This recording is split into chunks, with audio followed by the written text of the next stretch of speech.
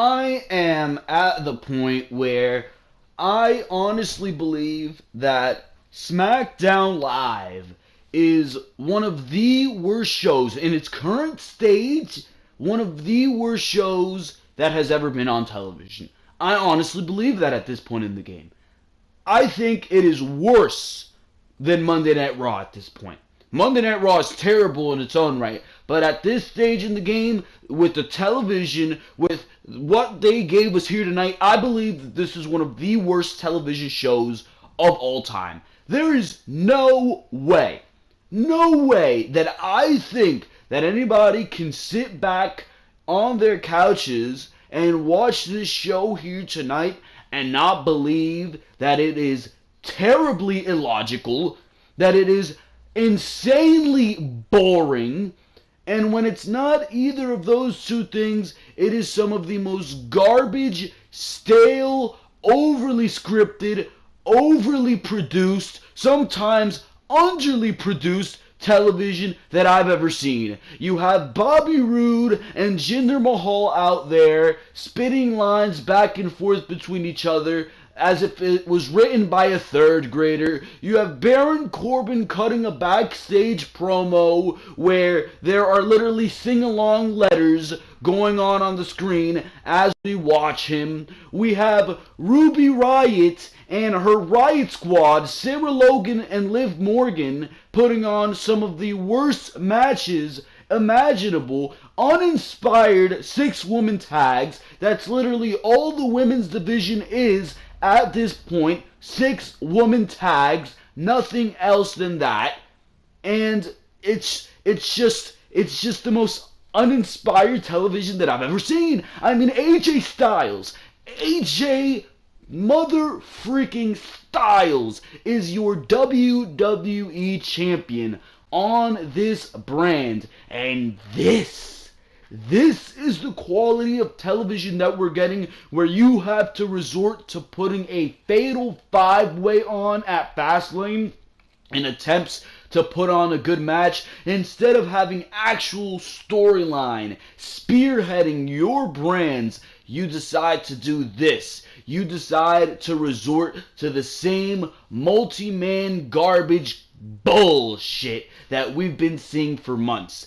Everything about this show screams new direction. It needs a new goddamn direction. The women's division needs a new direction. The WWE Championship picture needs a new direction. The mid-card needs a new direction. And I can tell you how to give all of those things a new direction. The mid-card, turn Bobby Roode heel. The WWE Championship picture, move it away from Kevin Owens and Sami Zayn. Have AJ Styles be a defending WWE champion.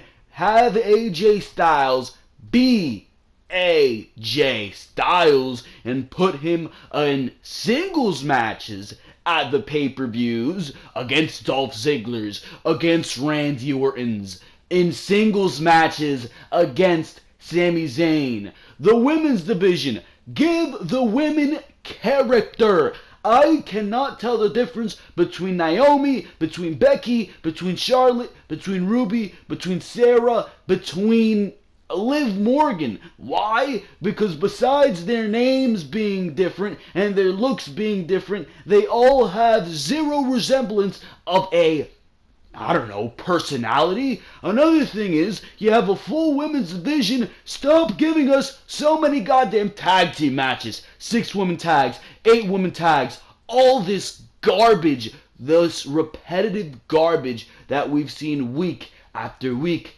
after week. And my God, what are they doing in the tag team division? You have Rusev Day, the Bludgeon Brothers, and the Usos at your disposal. And that should be what you have lined up going into Fastlane and going into WrestleMania 34. Either or. I either have the Rusev Day versus Usos matchup at WrestleMania, which I would prefer, or have it at Fastlane. But the fact that the New Day, for the 60th time, has won the number one contendership to fight against the Usos, I mean, whatever happened to giving other teams an opportunity. You call SmackDown Live the land of opportunity. I see no opportunity. You have a top 10 list. Meanwhile, the very next week, two superstars who aren't on the very top 10 list that you released, which its purpose was to give superstars an opportunity, two men who weren't even on the list, are fighting for an opportunity at the WWE Championship. Where the hell does this come from? The simplest things are taken and made absolutely illogical. They insult your intelligence.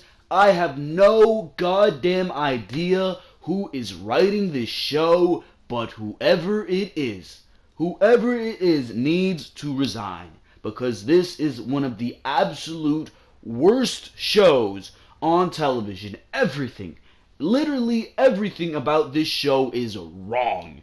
It is wrong. The fact that the Bludgeon Brothers are still in squash matches 3 or 4 months after they have debuted is absolutely ridiculous. The fact that teams as talented as the New Day, Chad Gable and Shelton Benjamin, are going at it over goddamn pancakes. The fact that a video package illustrating Shinsuke Nakamura is better than anything on an entire 2-hour program. It is all absolutely ridiculous, and everything needs to change. That is your opening rant on SmackDown Live. That is what I thought about this show here tonight. And for now, ladies and gentlemen, we're going to go straight into your official SmackDown Live review. This is Joel Perez of Ringside Wrestling Entertainment, and this is your official SmackDown Live review for the date of February 20th, 2018. If you enjoyed that rant, and if you agreed with that rant, and you want more of things like that, and the honest opinion and honest Abe opinion of what is going on your WWE television, not like these other fools out there who are writing for all these news articles and are afraid to say a single bad thing about the WWE product when we're getting god-awful television like this. That's just one reason to subscribe to the Ringside Wrestling YouTube channel each and every single week. It's Raw reviews, it's SmackDown reviews, it's pay-per-view reviews. Just this past Monday, we uploaded a video talking about why I believe Braun Strowman should be the one to win the Elimination Chamber over Roman Reigns. A nice 20-minute video right there, behind the mic each and every single week, where we talk all the biggest news in the WWE. Episode number 55, we were talking about things like WWE's decision to make all pay-per-views going forward dual-branded, as well as the rumors of a WWE draft. All that content and so much more can be found right here on the Ringside Wrestling YouTube channel, and there's no better week to subscribe than this week. Just this upcoming Thursday, you're going to be getting your Elimination Chamber preview and predictions, where we're going to be discussing everything the Elimination Chamber. We're going to be talking about the quality of Monday Night Raw going into the Elimination Chamber, the build to the Elimination Chamber, the build to all the matches going into the Elimination Chamber, what I think is going to happen in those matches, who I think is going to win those matches, who I want to win those matches, because yes, there is a difference, and what I think those matches are going to do going forward on WWE television. So it's going to be a massive preview and predictions video for the Elimination Chamber. Then on Saturday, you will get your weekly installation, or on Sunday, that's the weekend presentation actually, but on Saturday or Sunday, you will get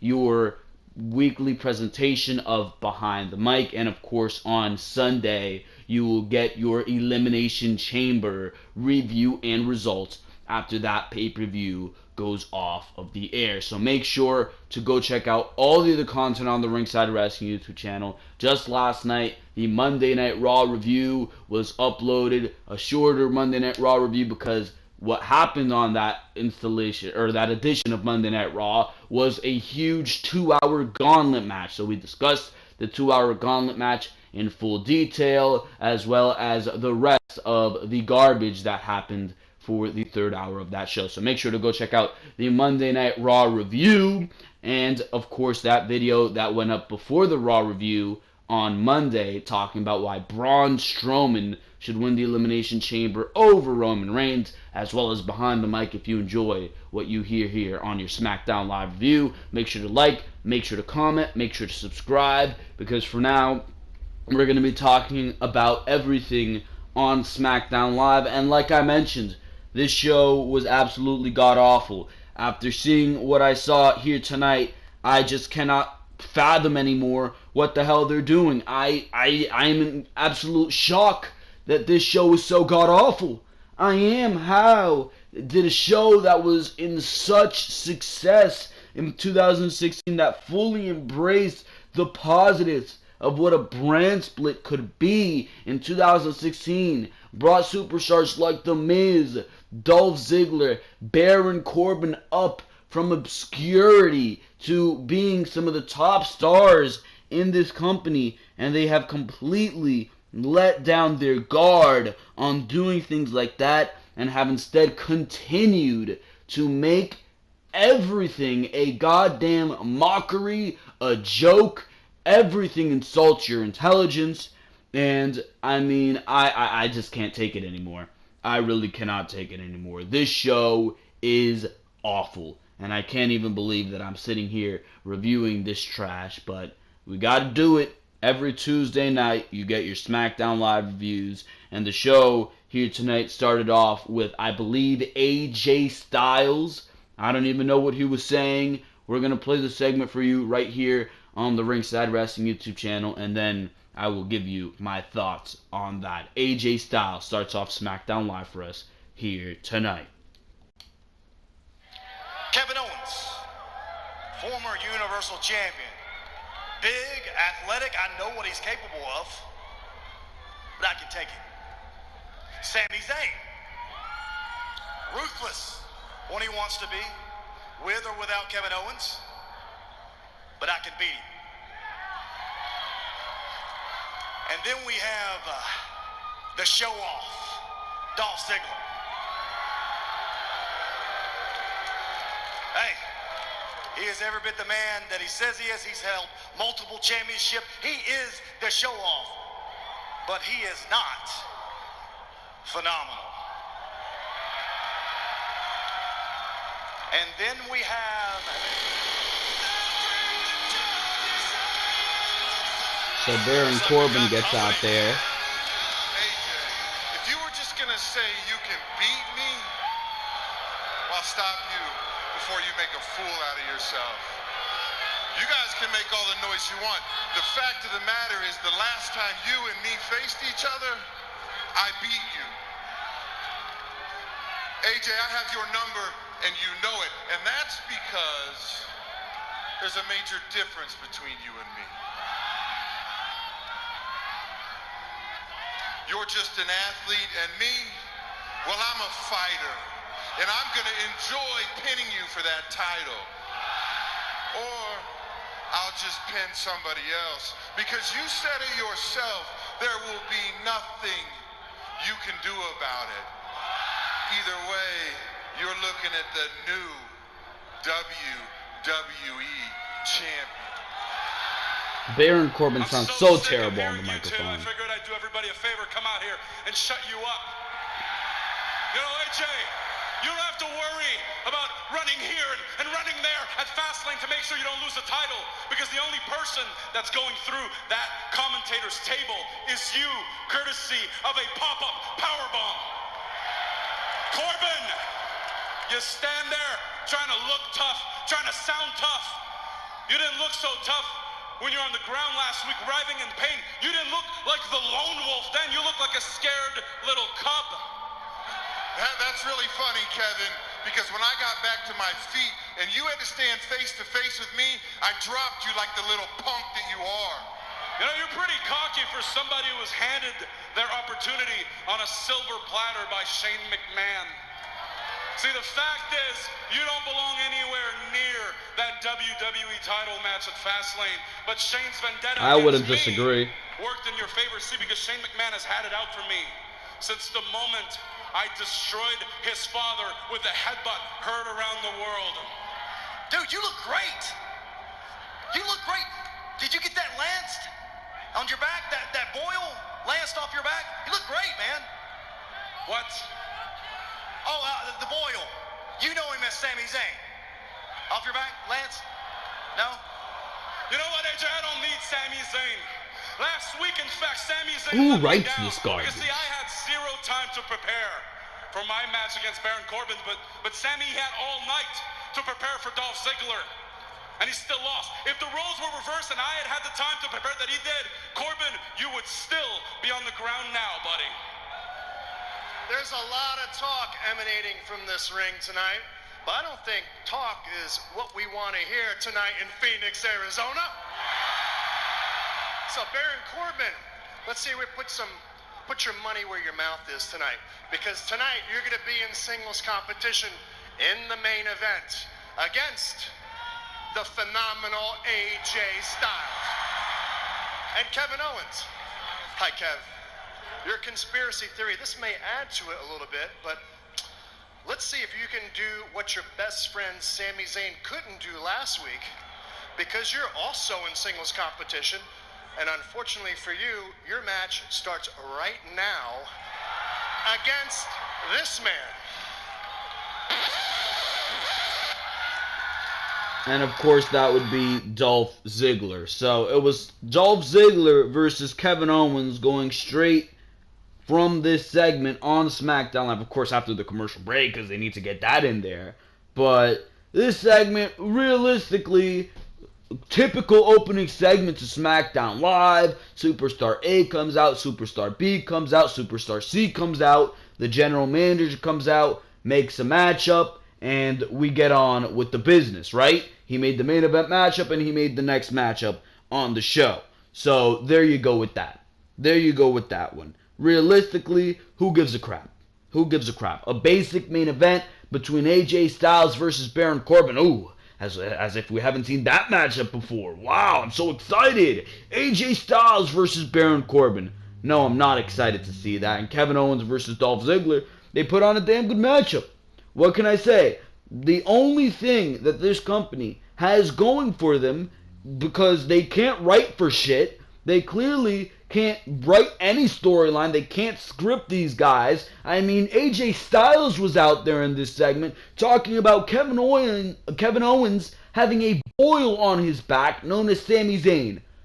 Some of the most cringeworthy lines. You've got to be kidding me, bro. AJ Styles comes across with the lines that they give him as an absolute doofus. That's what AJ Styles comes across as. What, they make this guy come out on SmackDown Live and attack both Sami Zayn and Kevin Owens in a number one contenders matchup when Sami Zayn was literally getting in AJ Styles' face. Didn't even touch him. Nothing. None of that. AJ Styles, though, feels the need to attack Sami Zayn, and that gets him in a triple threat scenario. And then you expect me to believe that Baron Corbin and Dolph Ziggler deserve to be in the WWE Championship match. Yeah, sure. Yeah, sure, bro. Ridiculous. Then you script AJ Styles to go out there and call them Cammy. Like, who writes this garbage? This television, I believe at least, is written by a third grader. I cannot believe that anybody above the third grade level can write television like this.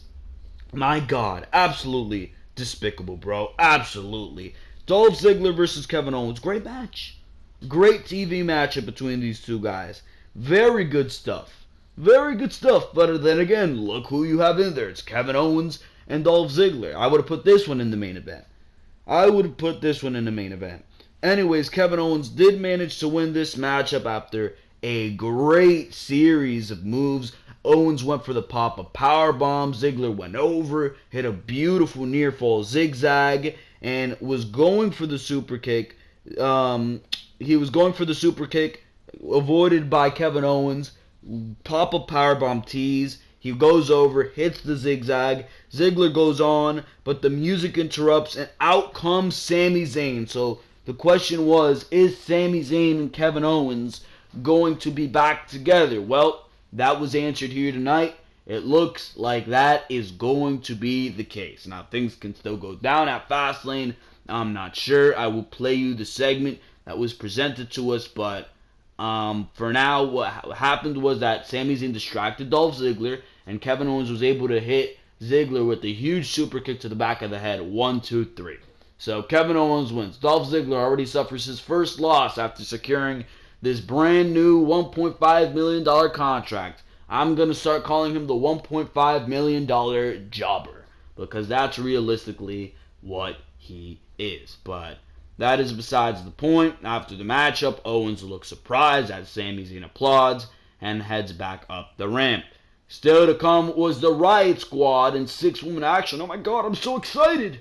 And it was Jinder Mahal backstage walking with Sunil Singh. We went back to commercial, and we came back to a segment, an awful segment, might I add, between Jinder Mahal and Bobby Roode. Absolutely despicable stuff. Once again, I'm going to play this segment for you guys here, and we will be back with my comments on the entire situation. So without further ado, Bobby Roode's personal Smackdown Live Top 10 Superstars list. Now the first thing you'll So he remade the list under Bobby Roode. So Bobby Roode was number 1, Charlotte number 2, Zack Ryder was number 10. I don't know. Randy Orton was taken out. Ty Dillinger was number 9. He's not even number 9. That name is Randy Orton. So Jinder Mahal made some propaganda top 10 list. Bobby Roode actually thinks he deserves to be ranked higher than Randy Orton. And just like I said last week, Bobby Roode already fancies himself as the new legend killer. Yet Bobby Roode has the audacity, he has the gall to say that he respects Randy Orton. He says that he respects everything Randy Orton has accomplished. If you haven't yet put it together, the rude awakening is that Bobby Roode is a glorious egomaniac and an inglorious liar.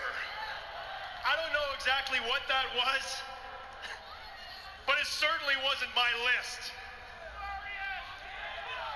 However, I do have a secret on you. You see, you can't even make a top 10 list. But more importantly, you want to be United States champion. And you want to be United States champion so bad that you're trying to pit Randy Orton against me so that every time I walk out here, you have me looking over my shoulder to make sure that I don't get attacked out of nowhere. When the truth is, Jinder, in a fair fight, you know you can't win. You're right. I do wish that I was United States champion. But now that I've come clean, Bobby, I need you to do the same. I need you to speak the truth. Admit it. You think you're better than Randy Orton. I never said that.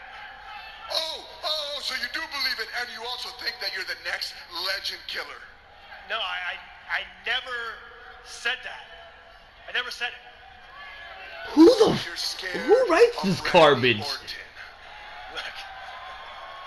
Look, Bobby Roode is I never so said any of terrible those as a things. babyface. But you want to know who I'm not scared of? You. Oh my. Well, you should be, because I beat Randy Orton. Forget about Randy Orton. And then that just comes out of nowhere.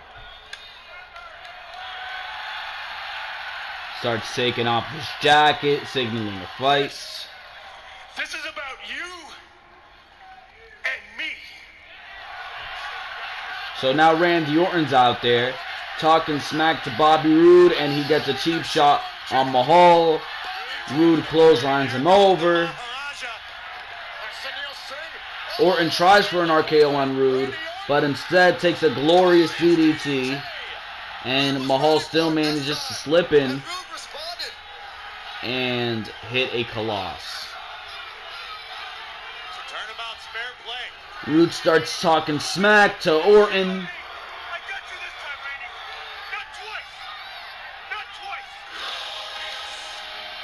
So the music plays, but Mahal slips in and hits a Colossus. Once again, Jinder Mahal is the last man standing of the trio. Absolutely terrible television, bro. Absolutely terrible, ridiculous television. Did you hear some of those lines? Jinder Mahal was like, "Oh, so you do think that you're going to be the next legend killer?" And Bobby Roode's literally like, "No." And he has a smile on his face, probably because he knows that the dialogue is so ridiculous that he can't even keep a straight face on SmackDown Live. Absolutely ridiculous. Absolutely. The writing on this show is, by God, some of the worst goddamn scripting and writing that I've ever seen and I've ever heard. I just don't believe it. I just do not believe that the dialogue on a television show can be so robotic and terrible. My Lord, that was ridiculous.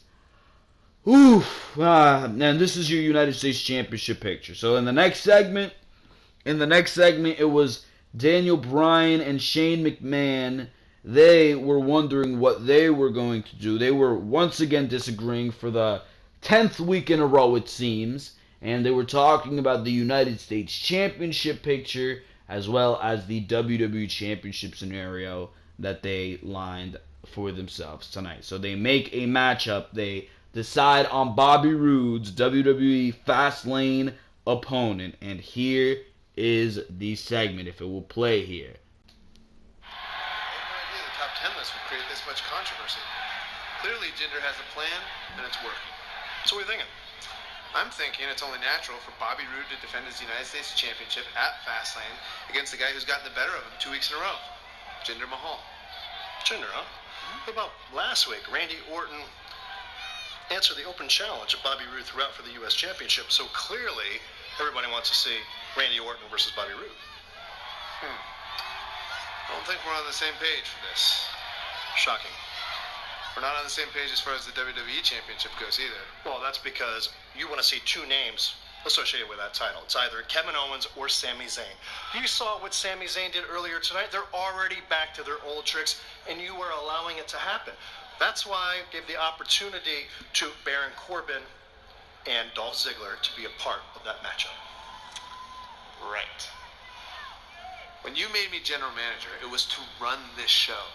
Yet every decision I make is met with resistance. I don't get it. I'm only resisting the decisions you make based on emotion. And clearly, Bobby Roode taking on Randy Orton at Fastlane is the decision that should be happening. As a matter of fact, that's what it is. It's fun. Whatever you want, boss. So again, more seeds being planted. It seems like it's never going to go beyond seeds with these two guys. We're literally, 5 weeks away? 5 or 6 weeks away from WrestleMania at this point? It's February 20th. That means, we're like 5 or 6 weeks away from WrestleMania. Can these guys start feuding if they're going to feud? Or can you do something if you're going to do something? I don't understand where this is going, bro. But as far as it being Bobby Roode versus Randy Orton, I'm fine with that. I mean, it's probably not going to be and remain as the final matchup. How many weeks are there away from Fastlane? Like 3? In those 3 weeks, I definitely believe that Jinder Mahal will be added to that matchup. I don't believe that it will remain Bobby Roode versus Randy Orton. Don't get me wrong. I'd much rather see Bobby Roode versus Randy Orton. I don't know why the hell you would script Daniel Bryan to want Jinder Mahal versus Bobby Roode. That sounds absolutely disgusting. But I mean, Bobby Roode versus Randy Orton is the matchup as of now. More seeds being planted between Shane McMahon and Daniel Bryan in this seemingly never-ending long build. This is what WWE's version of long drawn out build is. Boring seeds being planted each and every single week, leading to seemingly nothing. I don't know. We go to probably the worst part of this show, and it is the worst part of this show every week, the women. And it shouldn't be that way, but, I mean, Charlotte Flair, Naomi, and Becky Lynch versus the Riot Squad in a 6-woman tag. Oh my god, we have not seen this one before. The Riot Squad won. How? Do not ask me why. Something happened, and Ruby Riott hit her Pele kick on Becky Lynch, and Becky Lynch was a goner. That's all I have to say about that. This women's division is an absolute joke. Ruby Riott versus Charlotte was announced. The way I would have gone about this is a much better route, if you ask me. Much better route. You would have had yourselves a mini tournament. You would have had Naomi against Ruby Riott, or Becky Lynch versus Ruby Riott, and Naomi versus Natalya. You could have done that. Or Ruby Riott versus Becky, or Ruby Riott versus Naomi, and Natalya versus Becky. The winners of those two matches, let's say Becky wins her match with Natalya, and Ruby wins her matchup with Naomi, they go on to a matchup the next week on SmackDown Live, or 2 weeks, because those matches would take place week after week, right? Give those matches their time, make them good matches, because that's what they would be. Go on the 3rd week to have Becky Lynch versus Ruby Riott. Ruby Riott would win, and you're going towards Ruby Riott versus Charlotte. So, the next week, you have Ruby Riott and Charlotte have their confrontation, have the Riot Squad attack Charlotte, and proceed in the next couple weeks to have Sarah Logan versus Charlotte. If Charlotte beats Sarah Logan, she's banned from ringside at Fastlane. If Charlotte beats Liv Morgan the next week, Liv Morgan is banned from ringside at Fastlane. Now, presumably, Charlotte would beat Sarah Logan much faster than she did that week prior, when we actually saw that matchup with nothing on the line, because at least in my scenario, there's something on the line. The Riot Squad will be banned from ringside in my scenario. That's what they're fighting for. Then, the next week, Charlotte would win both those matches. The next week, you want to do 1 6-woman tag or 1 tag team matchup, whatever the hell. Maybe you can build towards Becky Lynch and Naomi having a problem with the other 2 members of the Riot Squad. Maybe you have a tag team matchup. Maybe you do Ruby Riott versus Naomi. Something along those lines. A nice little singles matchup to stall the time. And I believe that's 1, 2, 3, 4, 5, 6 weeks of television booked right there in your women's division. That's not too shabby. And in the background, you can have a nice little side feud over competition in the SmackDown Women's Division, maybe going on between Naomi and Becky Lynch, building towards the SmackDown Live exclusive pay-per-view. And you can flesh out your women's division. Keep Naomi and Becky in the limelight. Keep that championship in the limelight. Have Naomi say, I'm better than you. I deserve that women's championship more than you. Have Becky Lynch say, no, I'm better than you. I want that women's championship more than you. And have that on the sidelines. And the women don't even need to be on SmackDown Live every week. You can take 1 week where it's the women's championship feud getting a promo package, and Charlotte and the Riot Squad aren't necessarily on SmackDown Live, but the prime focus for the women on that week's SmackDown Live will be Naomi and Becky Lynch. Simple. Simple storyline, simple booking, simple continuation. Nothing too crazy, nothing repetitive about that, just good television and intriguing television. Because you'll be intrigued in Charlotte and if she can handle the Riot Squad, and you're doing it in a simple manner that's not necessarily too crazy. And then if you do Naomi versus Becky, they can be facing off on SmackDown Live. Maybe put them in a best of 7. Get creative. because they're both baby faces. So why not have them in a best of 7 where they're putting on matches against each other? Why not do that and keep that as an undercard match for Fastlane? I wouldn't be complaining. Do something creative. They lack originality. They lack creativity. It's all lazy garbage. That's why we see the tag team matches. That's why we see the 6-woman tags each and every single week. I'm not saying it's illegal for you to put on a tag team or 6-woman tag every once in a while, but do it every once in a while. It's week after week after week. We should be seeing a tag team matchup or a 6-woman tag maybe once or twice every 2 months. Maybe once every 2 months. Ridiculous. Absolutely ridiculous. You should be able to book your women a lot better than that. And if you are doing a tag team matchup, have it mean something. Have there actually be some storyline behind that. Becky Lynch and Naomi are just Charlotte's gal pals on this show. They don't want the championship. They don't care. Absolutely ridiculous, bro. Where is a Natalya right now? I haven't seen a Natalya in weeks on SmackDown Live. She's great. Why not utilize her? My God, absolutely ridiculous television. I do not believe it. The Riot Squad wins here. How? I don't care. I was not paying attention. And realistically, do you expect me to be paying attention? Were you paying attention during this crap? I certainly wasn't, and you probably weren't either.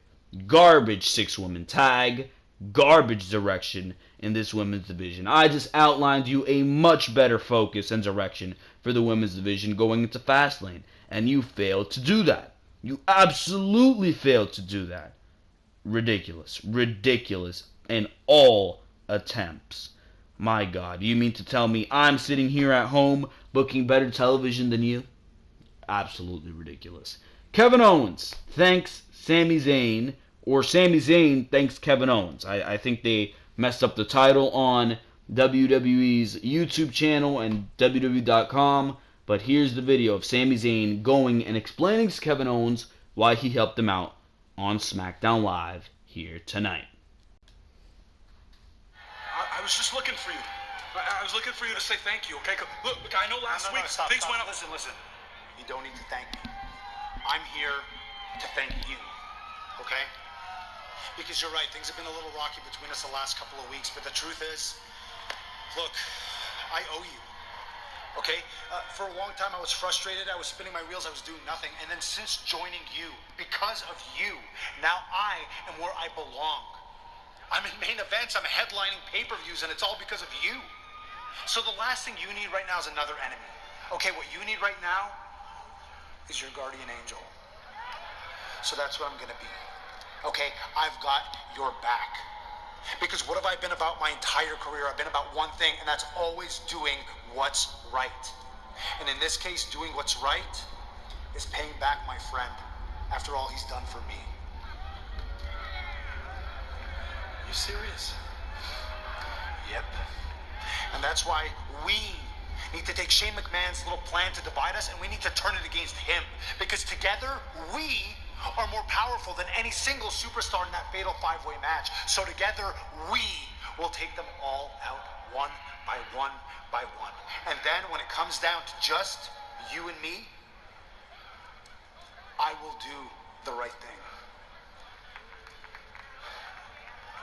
I will lay down for you in the center of that ring.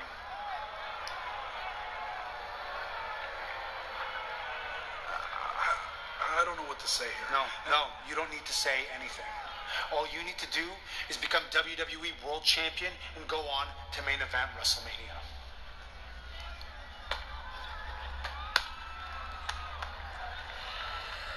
So that is a segment right there. Kevin Owens and Sami Zayn are not breaking up from the looks of it.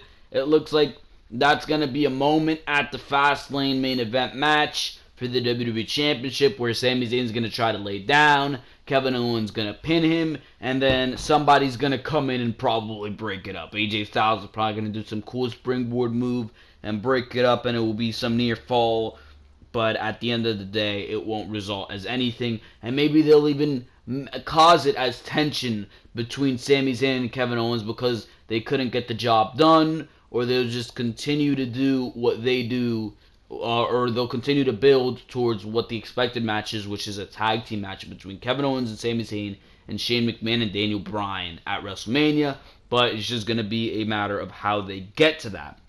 We move on here to the number one contenders matchup for the tag team championships between the New Day and Shelton Benjamin and Chad Gable. Absolutely ridiculous that this is your number one contenders match. I mean, didn't Chad Gable and Shelton Benjamin lose to the Usos? They were in a 2 out of 3 falls match and they didn't even score a single fall, yet they get to get another number one contenders matchup.